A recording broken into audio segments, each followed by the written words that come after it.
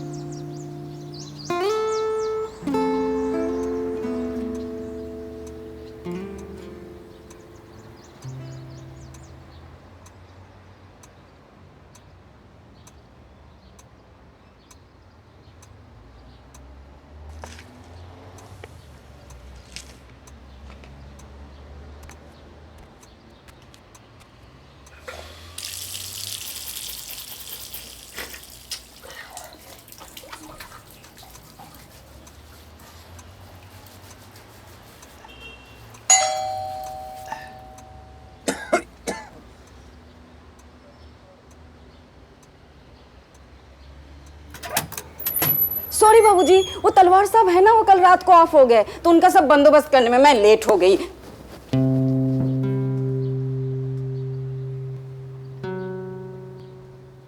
कैसे? अरे उनका दिल का प्रॉब्लम तो था ही ना, कल रात कुछ ज्यादा गड़बड़ हो गया था। और आप तो जानते हैं इनमें कितना तामझाम, और उनकी लड़की वो तो अकेला था, तो सारे काम जो है मुझे अकेला सब कुछ संभालना पड़ा। मैं भूल गई थी, मैं आपके लिए चाय चढ़ाती हूँ। इधर रुकिए।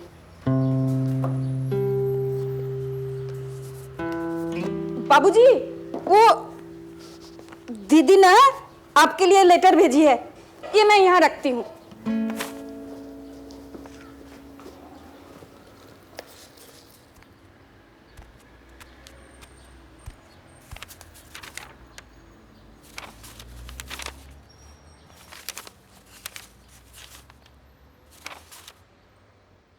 मेरे प्यारे दुश्मन, उम्मीद है कि तुम इसे पढ़ोगे और पूरा पढ़ोगे। रोज अपनी कमजोर सी परछाई को देखकर तुम्हें याद करता था। अपने आप को तकलीफ में पाकर सोचता था कि क्या मेरी हालत पे कहीं तुम खुशी मना रहे होगे।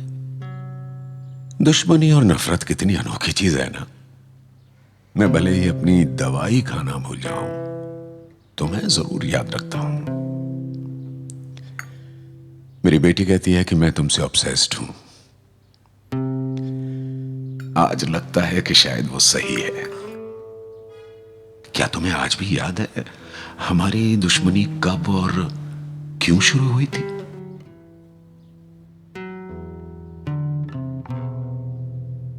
मैंने हिसाब लगाया और तुम्हें बताना चाहता हूं कि हमारी दुश्मनी 18 साल पुरानी है। और आज मुझे ये बताने में थोड़ी शर्म आ रही है कि मुझे अब उस पुरानी दुश्मनी की वजह एक्चुअली याद ही नहीं है।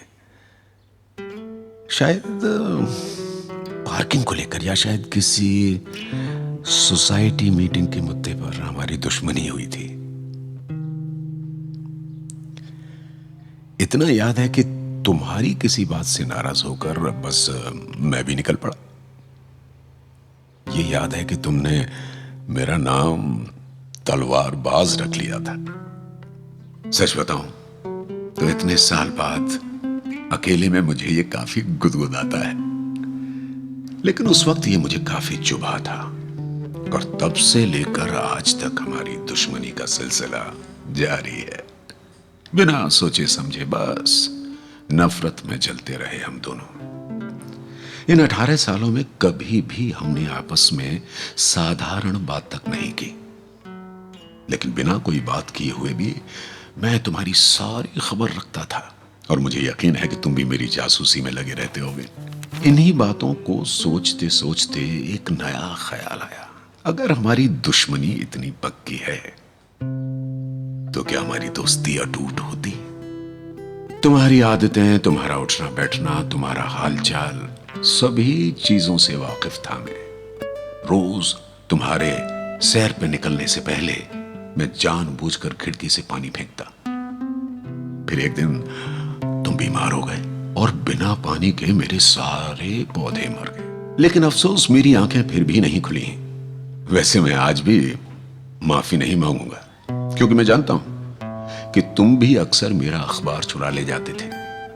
बस यही बराबरी की रट लगाए मैं भी दुश्मनी निभाता रहा। आज एकांत में फिर तुम्हारी याद आई और फाइनली समझ आया कि हमारी दुश्मनी कितनी महत्वपूर्ण है। पिछले कुछ सालों में हम दोनों ही अकेले पड़ गए और हमें पूछने कोई भी नहीं आया, लेकिन हमारी दुश्मनी ने कभी यह अकेलापन महसूस नहीं होने दिया। नफरत ही सही, पर इस नफरत ने हमेशा साथ दिया।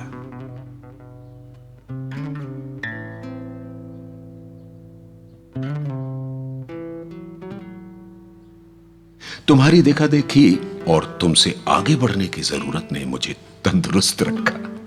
अपनी छोटी छोटी सफलता को मैं तुम्हारी आंखों से देखता और खुश भी होता।